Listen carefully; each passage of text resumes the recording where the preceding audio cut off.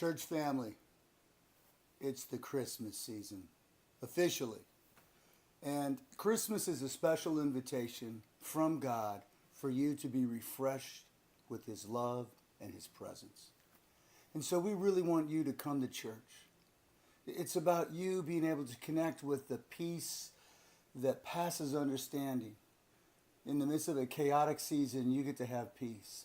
Joy that can't be taken from you, even though circumstances might not go the way we want them to. And the love that is so definitive, it's abundant, it's eternal, and it's very personal. It's from God to you through His Son, Jesus Christ. In fact, the whole Christmas message is God with us.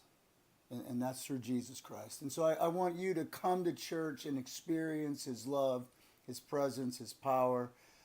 Don't let the reason for the season get pushed out of your season.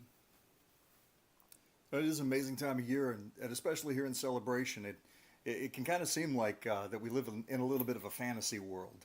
Every night this time of the year, we have snow that falls on the hour. Well, it's not snow, it's just soap. But we like it. It's pretty. And we have horse and carriage rides and we try to make it the most ideal town I think you've ever seen.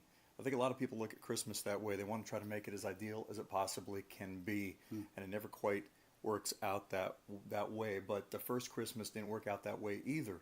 I was talking to somebody this week, Pastor, and they were saying how they really need the gospel to be logical. And I thought, what's more illogical than the incarnation? What's more illogical than God coming to earth in the form of a man, not even a grown man, a baby in the womb of a virgin, looking almost like a scandalous situation in a backwoods town, in a hidden area, in an unsanitary environment, and He doesn't appear to kings to announce the birth. He appears to shepherds. And so it's almost like He comes in the most unexpected way possible. And I think that, as ideal as we try to make it, there's always things that happen that just don't ever quite go quite right. But it makes me kind of identify with Jesus in that way. And so listen, wherever you happen to be, whatever you happen to be doing, if you can get here to be with us on Christmas, listen, you won't regret it. It'll be well worth your time.